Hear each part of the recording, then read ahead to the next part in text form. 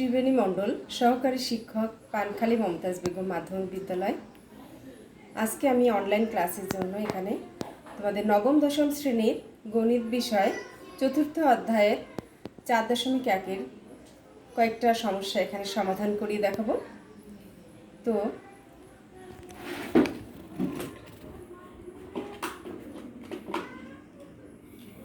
এখানে 17, 18 এবং 19 নম্বরের যে অঙ্কগুলো আছে সেটা আজকে এখানে আমি তোমাদের সমাধান করে দেখাবো।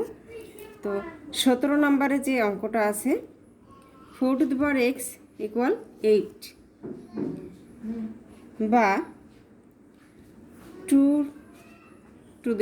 2 হোল x, তার পাওয়ার হচ্ছে x ইকুয়াল 8কে আমরা লিখতে পারি 2³ অর্থাৎ এখানে 3টা 2 গুণ করলে আসে 8, বা যেহেতু পাওয়ারে গুণ হয় এক্ষেত্রে আমরা লিখব 2^2x = 2^3। যেহেতু এখানে দেখো বেস দুইটা একই হয়ে গেছে সেক্ষেত্রে আমরা এখান থেকে বেস দুইটাকে বাদ দিলে যা পাই 2x = 3, বা এখানে গুণ এক্সটার সাথে 2টা বাম পক্ষে গুণ আকারে আছে, তো ডান পক্ষে গেলে সেটা ভাগ আকারে আসে অর্থাৎ 3/2। তাহলে আমরা লিখতে পারি অতএব নির্ণেয় সমাধান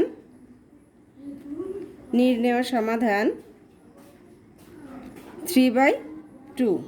তো দেখো এখানে তোমাদের সুবিধার জন্য আমি আরেকবার বলছি, যেটা আমাদের 17 নম্বর যে সমস্যাটা ছিল 4x = 8, এখান থেকে আমাদের এক্সটার পাওয়ার অর্থাৎ মানটা বের করতে হবে। তো এখানে আমরা 4কে লিখতে পারি 2² অর্থাৎ 2/2, তার পাওয়ার আছে x, ডান পক্ষে আছে 2³ অর্থাৎ 8, যেটা 2কে 3 বার গুণ করলে 8 আসে। তো যেহেতু দুই পক্ষেই বেসটা একই হয়ে এসছে, এখানে 2 আছে, তো উভয় পক্ষ থেকে আমরা 2টাকে বাদ দিতে পারি। তো সেক্ষেত্রে থাকে 2x = 3, যেহেতু 2টা এর সাথে গুণ আকারে আছে এক্সের সাথে, ডান পক্ষে গেলে এটা ভাগ আকারে আসবে। অতএব আমরা লিখতে পারি নির্ণয় সমাধান x = 3/2। তাহলে এটা দেখো খুব সহজ একটা অঙ্ক এবং একটু চেষ্টা করলে তোমরা এটা সহজেই সমাধান করতে পারবে। পরবর্তীতে যেটা আসছে 18 নম্বরের যে সমস্যাটা আছে আমাদের 2^2x + 1 = 128, বা এখানে যেহেতু 2 এর পাওয়ার আছে 2x + 1 এটা থাকবে।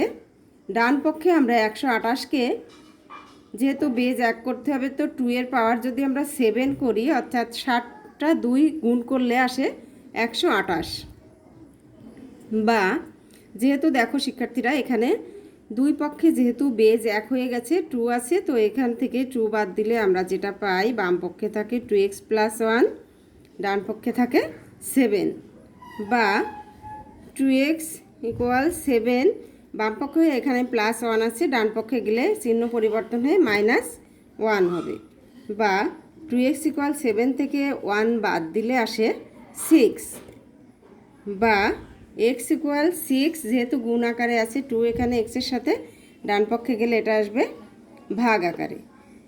অতএব x = লিখতে পারি 6কে 2 দিয়ে ভাগ করলে আসে 3। অতএব নির্ণেয় সমাধান আমরা কত পেলাম? x = 3। তো দেখো এই অঙ্কটাও খুব ইজি একটা অঙ্ক, তোমরা একটু মনোযোগ দিয়ে করলেই খুব সহজে এটা সমাধান করতে পারবে। যেমন এখানে বাম পক্ষে আছে 2^2x + 1 = 128, তো এখানে আমরা যেহেতু বেজ এক করব সেক্ষেত্রে ডান পক্ষে 128কে 2^7 করলে আমরা 128 পাই, অর্থাৎ 7টা 2 গুণ করলে আসে 128। তো যেহেতু দুই পক্ষে বেজ এক হয়ে গেছে, তো এখান থেকে আমরা 2টাকে বাদ দিলে পাই উভয় পক্ষ থেকেই 2 বাদ যাবে, থাকে 2x + 1 = 7। এবার এই 2xকে বাম পক্ষে রেখে আমরা 1টাকে ডান পক্ষে দিলে এখানে +1 ছিল, আসবে -1, বা 2x = 6, বা x এখানে 2x এর সাথে গুণ আকারে ছিল, ডান পক্ষে আসলে এটা আসবে ডিভাইডেড বাই 6/2, অতএব এক্স ইকুয়াল 3। তাহলে আমরা কি পেলাম? নির্ণেয় সমাধান এক্স ইকুয়াল 3। এবার দেখো 19 নম্বরে আমাদের যে সমস্যাটা ছিল, √3 তার পাওয়ার x+1 বাম পক্ষে, ডান পক্ষে ছিল কিউব √3 তার পাওয়ার 2x - 1। বা এখন তোমরা জানো যে রুট পাওয়ারের জন্য আমাদের রুটের মান আসে হাফ। আবার ডান পক্ষে কিউব রুট আছে, তো রুটের মধ্যে যেহেতু 3 আছে এর মানটা আসবে 1/3। এখানে 3-র পরিবর্তে যদি 4 থাকে আসবে 1/4, অর্থাৎ এখানে যে সংখ্যাটাই থাকুক না কেন তার পাওয়ার সেটার 1/, সেটা আসবে। যেমন যদি 5 থাকে তাহলে আসবে 1/5। তো বাম পক্ষে আমরা লিখতে পারি 3^½ যেহেতু রুট আছে এর মান আসবে হাফ, তার পাওয়ার হচ্ছে x+1। ডান পক্ষে 3 পাওয়ার আসবে 1/3, যেহেতু রুটের মধ্যে 3 ছিল, এর পাওয়ার হচ্ছে 2x - 1। বা যেহেতু এখানে দেখো তোমরা জানো শিক্ষার্থীরা যে পাওয়ারে গুণ হয়, এখানে হাফ দিয়ে আমরা একে গুণ করব, উপরে 1 আছে আর এদিকে x+1 ডিভাইডেড বাই কিছু নাই, মানে এর নিচে একটা মনে মনে আমরা জানি যে 1 আছে। তাহলে 1 দিয়ে x+1কে গুণ করলে আসে x+1, নিচে আসে 2 ইকুয়াল 3^, এখানেও একই ব্যাপার, 1 দিয়ে 2x - 1কে গুণ করলে আসে 2x - 1, নিচে যেহেতু এর নিচে কিছু নাই, মানে আমরা জানি যে এখানে একটা 1 ধরে এর নিচে আসে 3/1 অর্থাৎ 3। বা এবার দেখো দুই পক্ষে বেজ একই হয়েছে, 3 আছে, তো 3টাকে বাদ দিলে আমরা বাম পক্ষে লিখতে পারি x+1 ডিভাইডেড বাই 2, ডান পক্ষে 2x - 1 ডিভাইডেড বাই 3।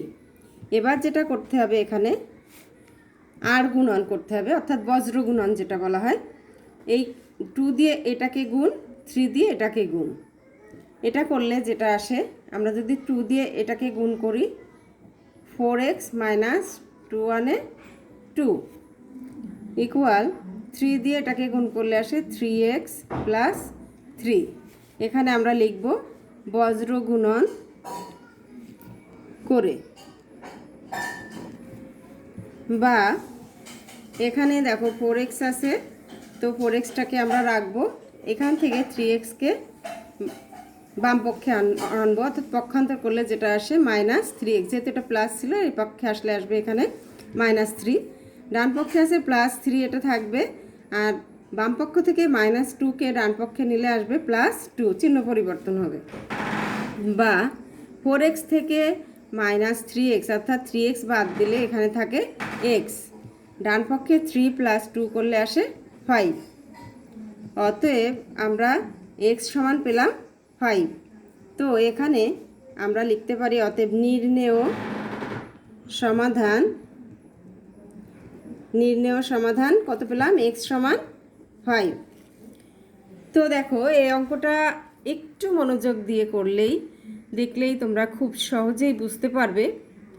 এখানে আমি আরেকবার বলি, রুটের মান আসে হাফ, আবার রুটের মধ্যে যদি কোনো সংখ্যা থাকে তার মান আসে 1/, আকারে, যেমন 3 আছে বলে 1/3, যদি এখানে 5 থাকতো 1/5, 7 থাকলে 1/7, এভাবে মানটা যা তার 1/, আকারে আসবে।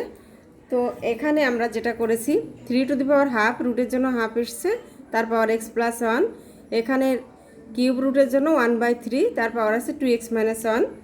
আমরা এখানে এই পাওয়ারে গুণ করেছি, এখানেও তাই করেছি, করলে যেহেতু বেজ এক হয়েছে আমরা 3টাকে বাদ দিয়েছি, তারপর যেটা আছে x+1 ডিভাইডেড বাই 2, ডান পক্ষে আছে 2x - 1 ডিভাইডেড বাই 3।